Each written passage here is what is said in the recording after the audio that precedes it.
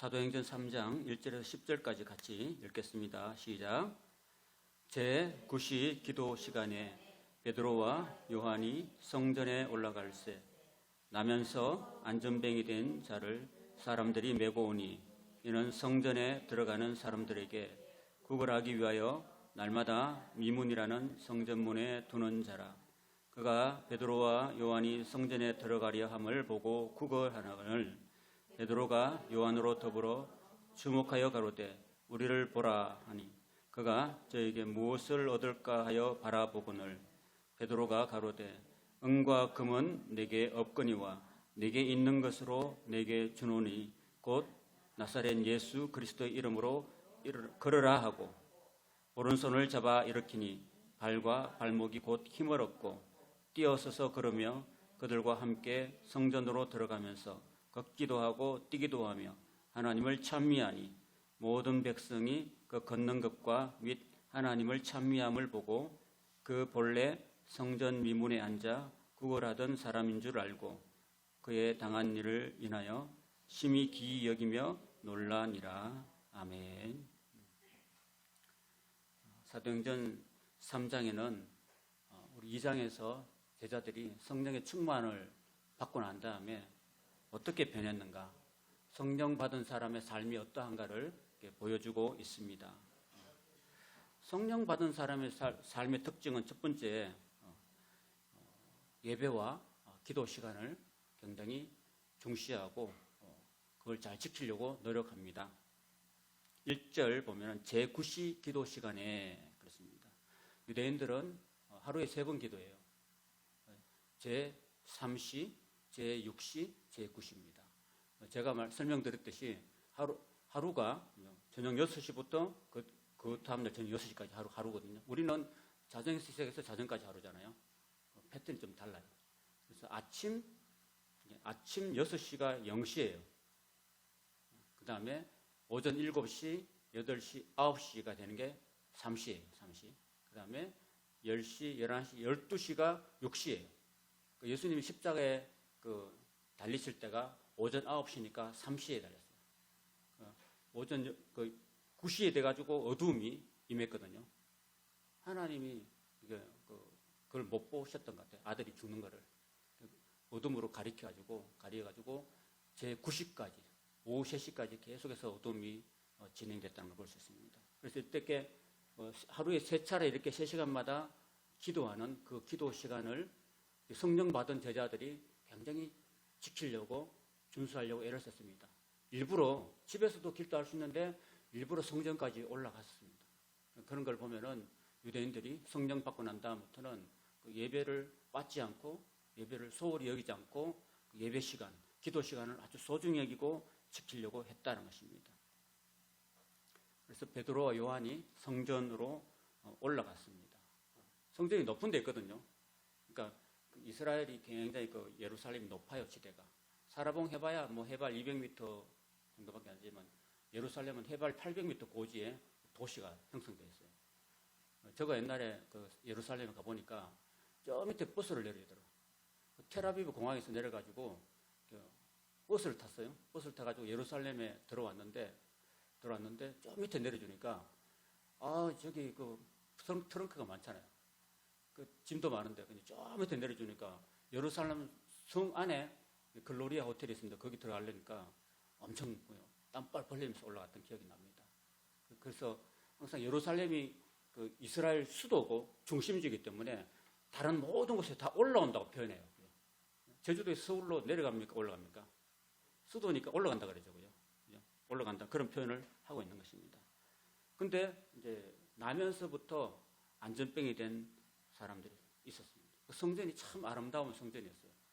헤롯이 80년에 걸쳐서 이렇게 아버지 헤롯부터 해가지고 아들 헤롯이 여기까지 굉장히 오랜 동안 성전을 이렇게 아름답게 건축했어요. 아주 빛과 번쩍합니다. 금도 넣고 온갖 대리석, 미석을 넣어서 성전을 지었는데 그 아름다운 성전에 또 보기 싫은 게 하나 있고요. 성전 미문에 거지가 하나 딱 있는 거야. 교회가 참 멋진데 교회 문 앞에 그냥 거지가 가지고 한 분 줍쇼 이렇게 하고 있는 거야. 그냥 항상 그 교회 오는 사람들한테 그렇게 있다는 거죠. 그래서 미문이라는 것은 아름다울 미자에다가 무문자거든요. 그 성전 들어오는 여러 가지 문이 있어요. 성전에 들어오면 뭐 그 제사하는 양이 들어오는 양문이 있고, 그 다음에 옆바문, 짜파게 있다는 옆바로 향하는 문이 있고, 그 다음에 아름다운 문이 있고, 그리고 뭐 분문이라고 해요. 그 배설물이, 그 제사 드리는 그 제물들의 배설물이 나가는 분문이라도 있고, 그리고 저 위쪽으로 북쪽으로는 다메섹을 향해서 나가 있는 다메섹 문이 있고, 그리고 지금은 문 닫혀 있는데, 문이 지금 밀봉되어 있는데 황금의 문이 있어요. 황금의 문. 예수님이 계시록 에스겔서에 보면은 예수님이 다시 오실 때 그 문으로 들어온다고 그랬거든요. 그 문으로. 지금 가보면은 그 문이 황금의 문인데, 이 문이 지금 밀봉되어 있어. 그냥 못 들어가게 닫혀 있습니다. 이런 문들이 있는데 제일 아름다운 문이라고 할 수 있는 미문에 거지가 이제 한 번 접수하고 있는 거죠. 그런데 이제 베드로와 요한이 기도하러 올라가면서 평소에 늘 봤던 사람이에요. 평소에 늘 봤던 사람인데 평소에는 그냥 지나갔어요. 그냥 제자들이 뭐 돈도 얼마 없으니까 뭐 한 푼 던져줄 때 있고 뭐 던져줄 때 있을 때는, 그런데 성령 받고 나니까 달라 보이는 거예요. 이 사람이. 성령 받고 나니까 저 안전뱅이를 그냥 지나칠 수 없는 거예요. 그래서 딱 이제는 멈춰선 거예요. 멈춰서고 우리를 보라 하니까 그 안전뱅이가 구걸하는 그 거지가 우리를 보라 하니까 아이고 뭘 좀 주겠나 하고 돈을 주고 싶었는데, 나한테 돈은 없다. 은과 금은 내게 없지거니와 나한테 있는 게 있다. 나한테는 능력이 있다. 곧 나사렛 예수 그리스도의 이름으로 명하오니 일어나서 걸으라. 이렇게 했던 거예요. 담대하죠, 그죠? 그러니까 성령 받으니까 아픈 사람, 병자들, 안전병이도 고칠 수 있는 능력이 임했던 거죠, 여러분. 그러니까 우리가 성령을 받으면 여러분 병도 나음 받습니다. 성령은 예수의 영이기 때문에 예수님이 늘 3년 반 동안 다니면서 3분의 2가 병자들 고친 거거든요. 예수님은 아픈 사람이 있으면 그냥 못 지나쳐요. 안식일에도 막 고쳐버리거든요. 안식일을 고치고 도망가 버리거든요. 잡으니까 안식일에는 일을 하지 못하게 해서 병도 못 고치게 했으니까 그냥 살짝 가지고 탁 고쳐버리고 또 가버리고 이렇게 했거든요. 그 정도로 예수님은 그 일 때문에 죽으셨어요. 안식일에 병자 고친다고 해서 그것 때문에 예수님 죽었는데, 돌아가셨는데, 그럼에도 불구하고 병자를 고치는 것이 예수님 마음이었어요. 성령을 받은 사람은 예수님 마음을 받았기 때문에 그 병자를 그냥 지나치지 못하는 거예요. 내 앞에 있는 병자들 그냥 놓치고 그냥 지나갈 수는 없는 거예요. 그래서 반드시 오른손 잡고 일어나 걸으라고 확 당기니까 발목에 힘이 생기고, 그래서 일어나서 걷고 확 춤을 추고 뛰고, 그래서 어디로 갔느냐면 이 사람도 베드로와 요한과 더불어서 성전에 가서 예배를 했다. 예배하면서 하나님을 찬미했다는 그런 이야기입니다. 저와 여러분들도 우리가 예수 믿으면서, 제가 지난번 말씀드렸죠. 예수 믿으면서 성령을 안 받으면 어떤 것과 같다 했냐면은, 기억나시는가요? 자동차에 기름을 넣지 않고 장거리를 가려는 것도 똑같은 거죠. 자동차 기름이 없으면 못 가죠. 아무리 해봐 못 가진 것처럼 우리가 신앙생활 할 때요, 성령의 기름을 받아야 될 줄 믿습니다. 여러분 마음속에 꼭 기도하고, 제자들처럼 예수님이 약속하셨으니까 누구든지 다 받을 수 있다고 약속하셨습니다. 나는 못 받을 거야 이렇게 생각하면 안 돼요. 나는 죄가 너무 많아서 못 받을 거야 이렇게 생각하지 말고, 나는 받을 수 있다. 나는 받을 수 있다. 하나님 나한테도 성령을 주신다. 그렇게 믿으시기 바랍니다. 믿고 대신에 죄를 버려야 돼요. 너희가 회개하고 예수 그리스도의 이름으로 죄사함을 받으면은 성령을 선물로 주신다고 약속했거든요. 그래서 우리가 성령 받으려면은 우리 마음속에 죄를 버려야 돼요. 내 중심으로 살던 그 삶을 버려야 돼요. 내 이기적인 마음을 버려야 돼요. 내가 내 삶의 주인이 되고자 했던 것을 버려야 돼요. 나를 버리고 나를 죽이고 내 안에 부활하신 예수님과 연합해서 그 예수님을 내 삶의 주인으로 모시고, 내 인생을 내 뜻대로 사는 것이 아니라 주님의 뜻대로 살 때 성령이 나와 함께 하시고 내게 충만히 임하시는 것을 꼭 기억하시기 바랍니다. 그리고 구해야 돼요.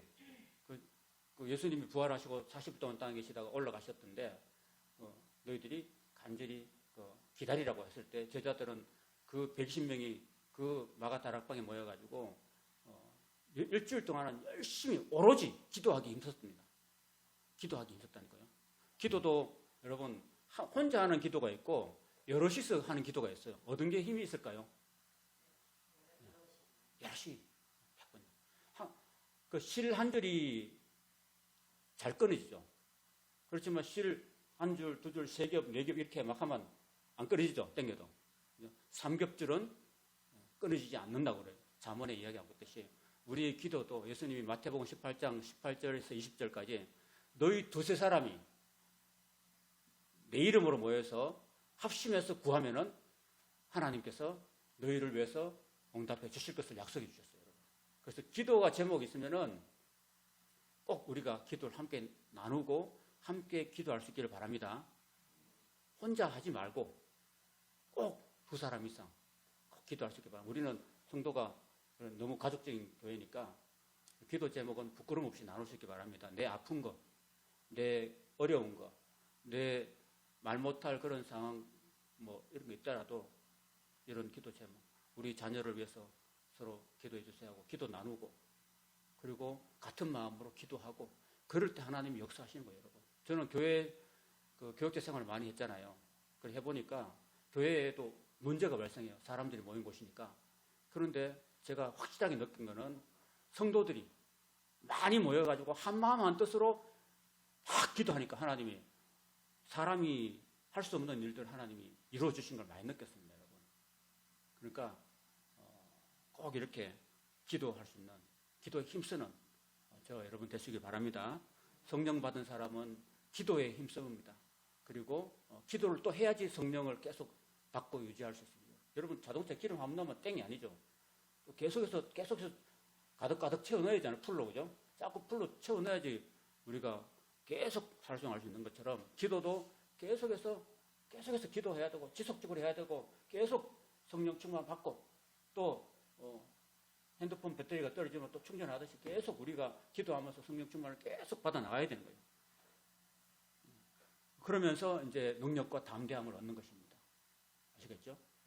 기도와 성령 충만과 그 병고침, 능력 이런 것들은 같이 다 묶여 있어요. 그냥 같이 묶여 있으니까 어려운 일들은 꼭 여러분께 하나님께 기도하면서 이겨 나가시길 바랍니다.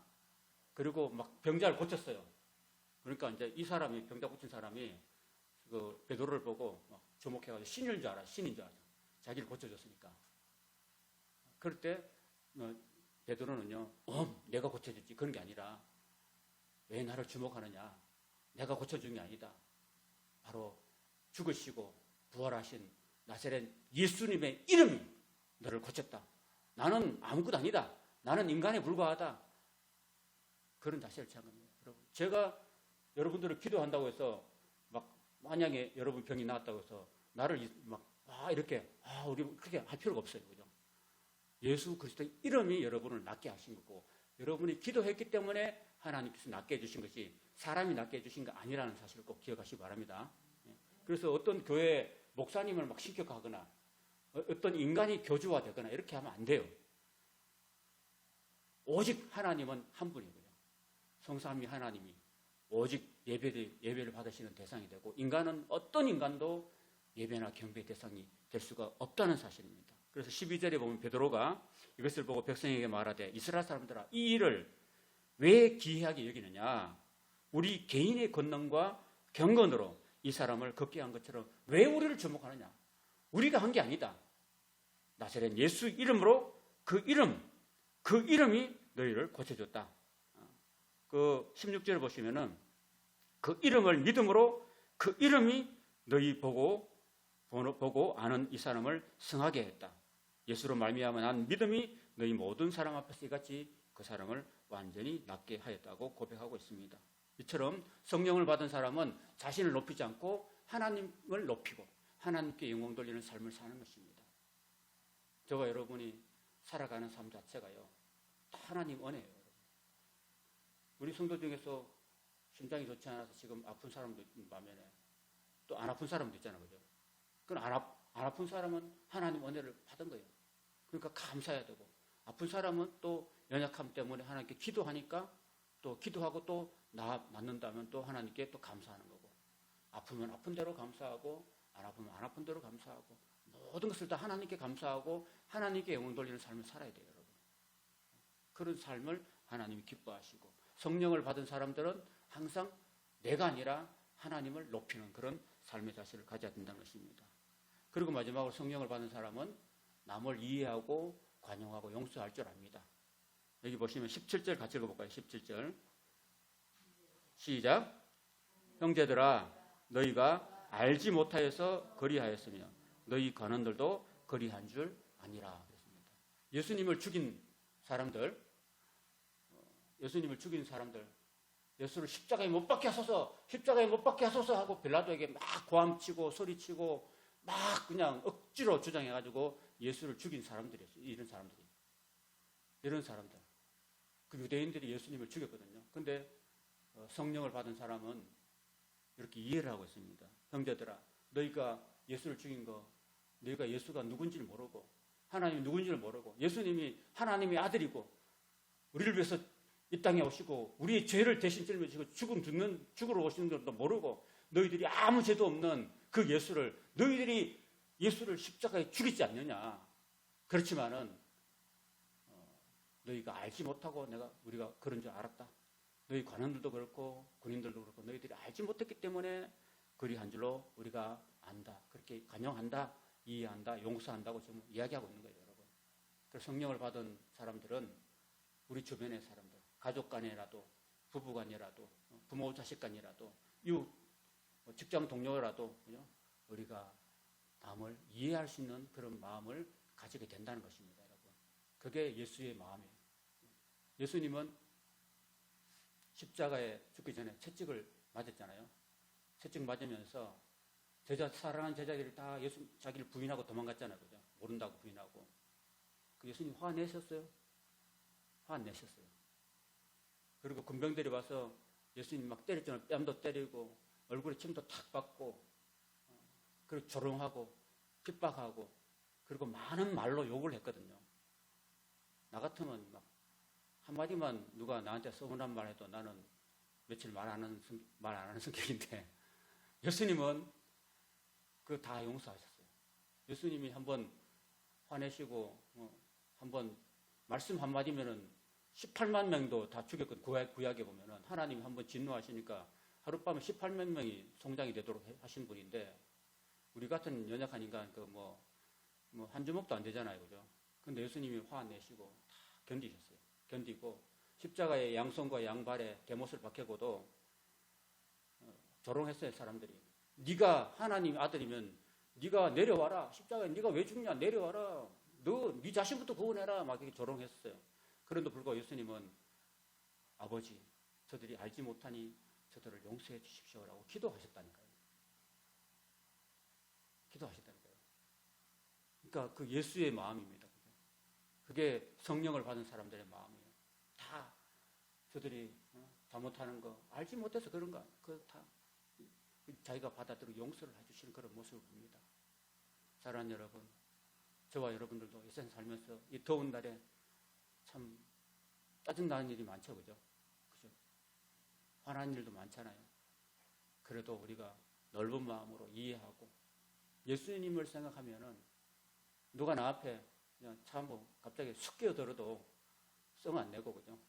또 내가 조심하고 또 가까운 사람끼리도 말 한마디도 조심하고 또 누가 함부로 말한다고 해서 막 미워하고 막 그러지 말고 그랬으면 좋겠다는 생각이 들어요. 어제 아파트 전도하면서 어떤 분이 아주 친한 사이였는데 사소한 일로 말다툼이 있었던 거예요. 그래가지고 오랫동안 이제 말도 안 하고 지낸다는 얘기를, 안타까운 얘기를 들었습니다. 그래서 그렇게 평소에 친하게 지내다가도 말 한마디 사소한 일로 오랫동안 관계도 끊고 대화도 안 하고 그런 분도 계시다고 들었습니다. 참 마음이 아픈데 예수님을 믿고 성령을 받은 사람이라면 안 그래야 되죠, 그죠? 내가 이해하고 용서하고 내가 먼저 다가가고 말 건네고 내가 먼저 사과하고 미안하다 그러고 그럴 수 있는 마음이 우리에게 필요한 줄 믿습니다. 이게 예수님 마음입니다. 그런 사람들이 많아져도 저 자신도 그렇게 되기를 바랍니다. 이런 마음. 그리고 마지막으로는 이제 예수를 믿으라고 회개를 권고하고 있습니다. 19절에 이 말씀입니다. 그러므로 너희가 회개하고 돌이켜 너희 죄 없이 함을 받으라. 이같이 하면은 유쾌하게 되는 날이 저 앞으로부터 이럴 것이다 그랬습니다. 그래서 말씀을 맺습니다. 우리가 회개하고 돌이켜서 죄 없이 함을 받으면은 유쾌하게 되는 날이 온다 그랬는데 그게 바로 성령께서 우리 마음속에 임하시면은 우리 마음이 기뻐져요. 우리 마음이 기뻐지고 유쾌해지고 어둡던 마음이 밝아지고 상했던 마음이 고침을 받고 아팠던 마음이 위로를 받고 그래야 돼요. 성령은 치료의 영이고 또 신유의 영이고 전능하신 영이기 때문에 또 기쁨의 영이기 때문에 성령의 9가지 열매가요. 사랑과 희락과 화평과 오래 참음과 자비와 양성과 충성과 온유와 절제라는 이런 9가지 그 성령의 열매를 우리가 기억하고 우리가 성령으로 충만하면은 성령이 주시는 기쁨이 우리에게 충만하기 때문에 우리가 이 땅에 살면서 사소한 것들은 다 극복할 수 있어요, 여러분. 그러니까 오늘은 저와 여러분들이 꼭 성령을 받고 성령으로 충만함 받고 회개하고 돌이켜서 죄 없이 함을 받으면은 누구든지 성령을 선물을 받기 때문에 저와 여러분들이 꼭 이런 회개하고 죄 사함을 받고 성령을 받아서 저와 여러분이 이 땅의 힘든 삶 가운데서 능히 기쁨으로 힘있게 살아가고 오늘 아까 말씀드린 것처럼 예배를 소중히 여길 수 있는 그런 삶 그리고 능력을 받는 삶 그리고 담대한 삶 그리고 하나님을 높이는 삶 그리고 남을 용서할 수 있는 뜨거운 넓은 마음을 가진 삶 그런 삶을 산다면 그 사람은 이 땅에 살지만은 그의 영혼은 천국에 이미 이른 줄로 믿습니다. 그런 은혜가 우리 모두에게 함께 하시길 예수님으로 축원합니다. 아멘. 기도하겠습니다.